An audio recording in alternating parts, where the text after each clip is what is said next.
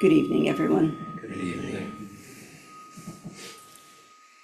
So we have some here who were at our event over the weekend, and some online also who attended. So we spoke about the spirit of Ryōkan, and there's an aspect of his life that I want to speak about tonight. So I want to begin it with actually a poem that came into my experience just today. And it's from this poem that I want to then range toward Ryōkan-san. This is a poem called Love After Love. It's by Derek Walcott. The time will come when, with elation, you will greet yourself arriving at your own door, in your own mirror, and each will smile at the other's welcome and say, "Sit here, eat." You will love again the stranger who was yourself. Give wine, give bread, give back your heart to itself, to the stranger who has loved you all your life, whom you ignored for another, who knows you by heart. Take down the love letters from the bookshelf, the photographs, the desperate notes. Peel your own image from the mirror. Sit, feast on your life.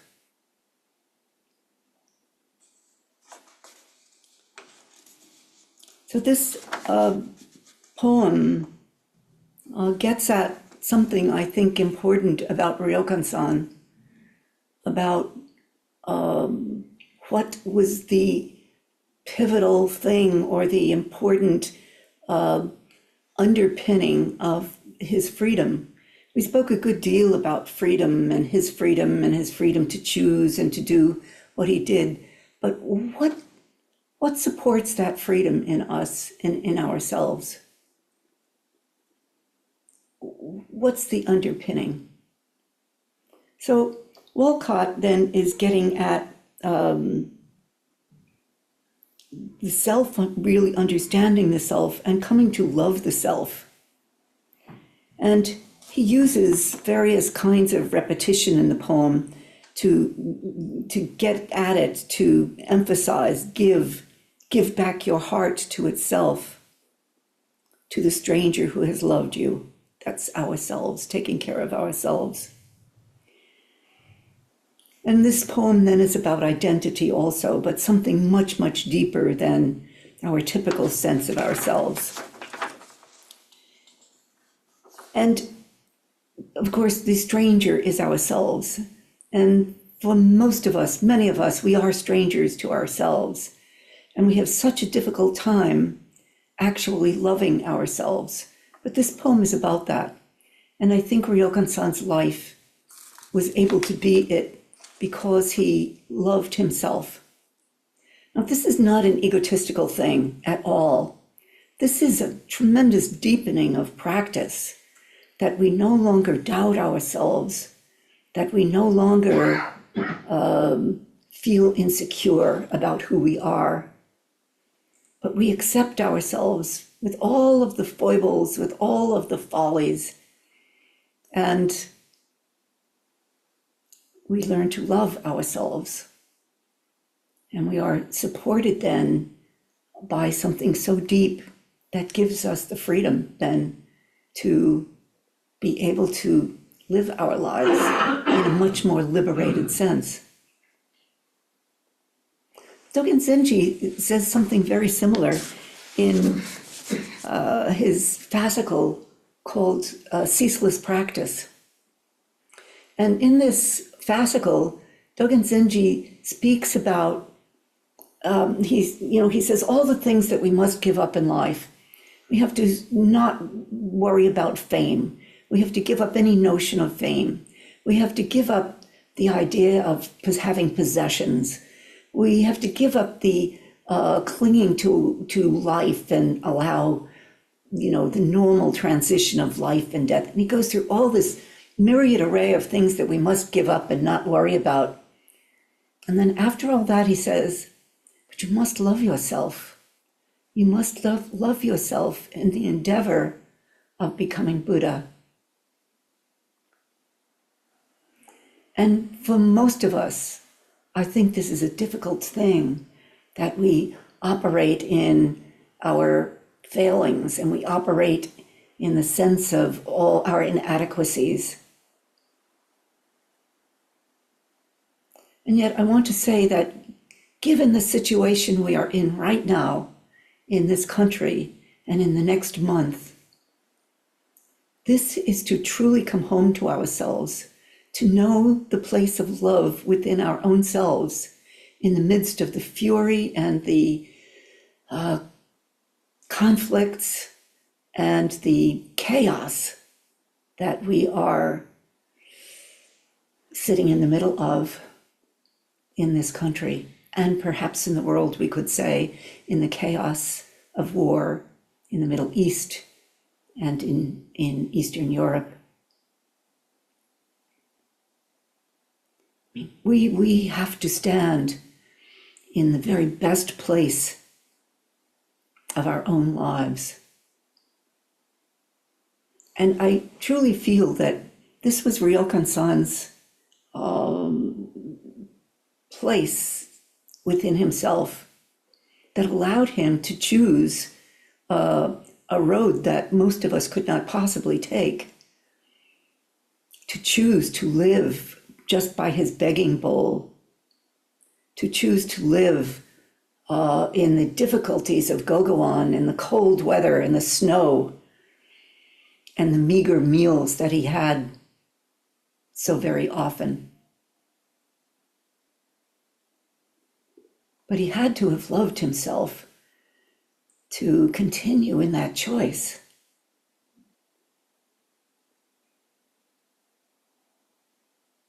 I think it's what allowed him to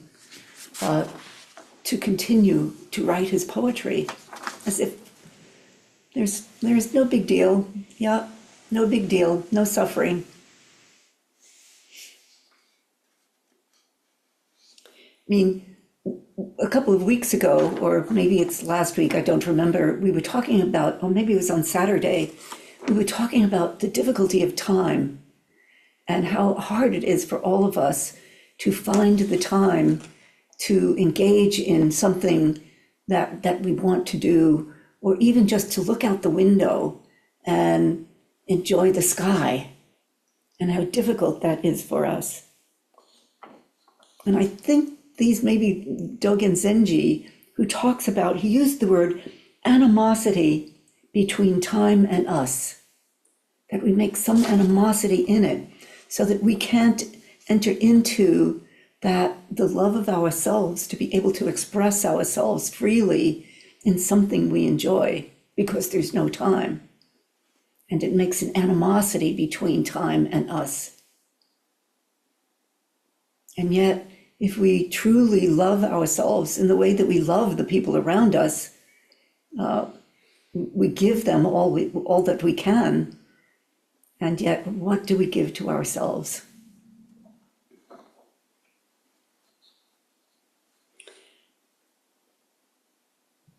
Dogen also speaks about he says there are 8 forms of pain in the world.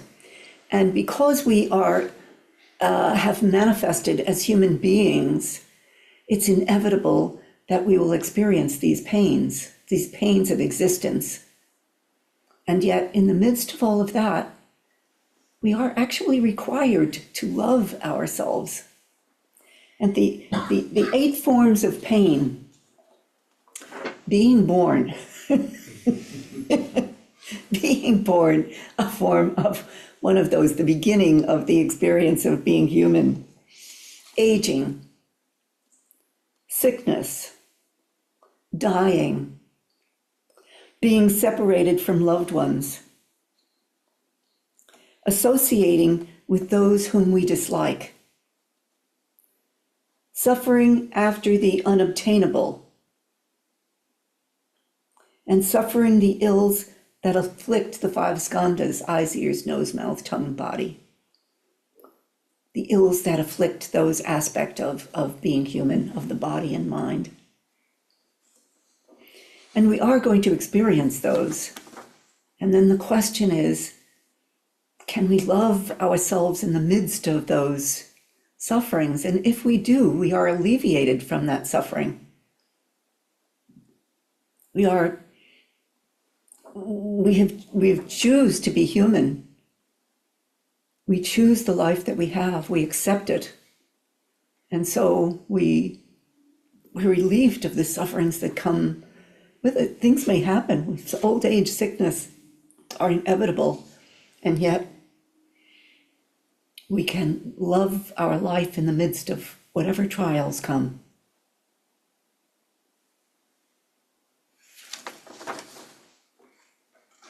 So this poem by Derek Walcott, it touched me so strongly today because of the message in it.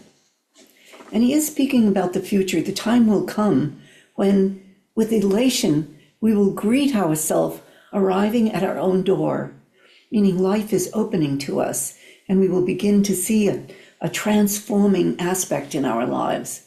And actually, to love oneself is to transform, is to see a transforming nature in our lives. So in our own mirror, each will smile at the other's welcome, meaning we will see ourselves in the mirror of life and we will smile into that life. The self will welcome us into that state of loving. And we'll say, sit here, eat, enjoy some wine. And we will love again that stranger, we the stranger to ourselves. Give wine, give bread. It seems like a Christian reference, but it doesn't matter. Give wine, give bread. Give back your heart to itself. Give back your heart to your own self. To this stranger, you who have loved yourself all your life, whom you ignored for another, who knows you by heart, and we know ourselves by heart.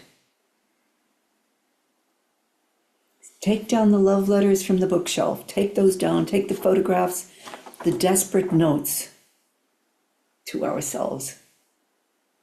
Peel your own image from that mirror of life.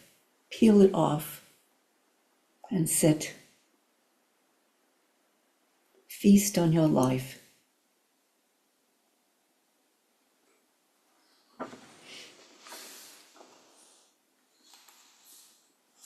So self-acceptance then is at the heart of this message.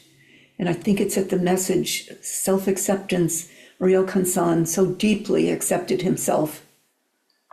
And the transformative power of that self-acceptance is deeply in the message of Ryōkan-san's life.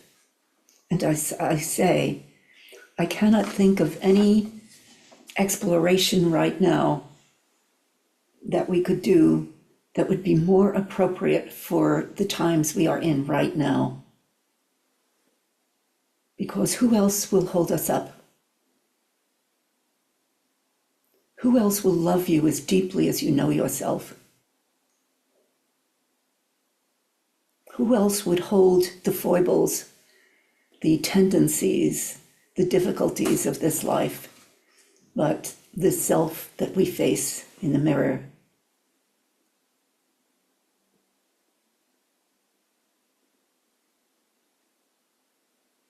And in that acceptance, that self-acceptance of ourselves, and in that self-love,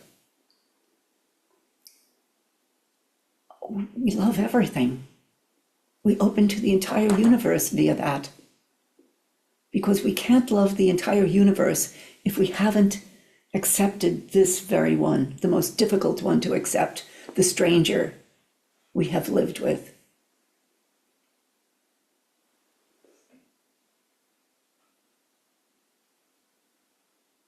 So this very acknowledgement, or learning this from Ryōkan-san's life, is This will hold us together in the coming months. This is what allows us to be where we are at any given moment. It allows us to settle down, to settle into life, and to allow it. And all these 8 forms of pain associating with those we dislike. We associate with those we dislike in the news every day. And yet, we can transform our lives beyond that.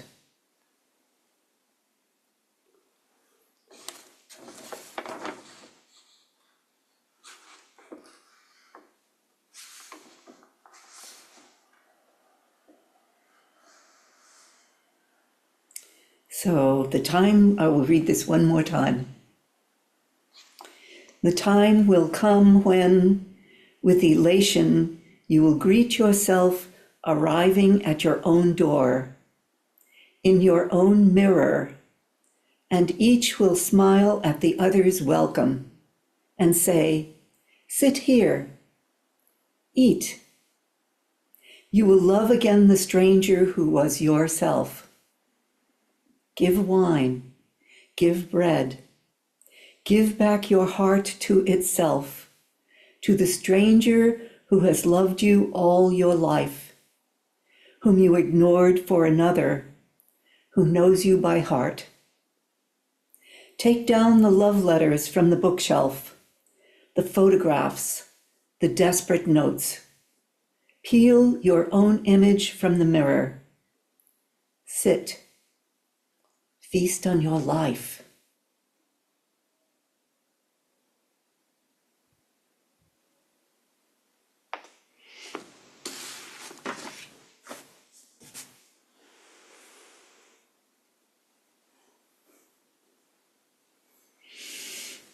I don't think I want any conversation after this, okay?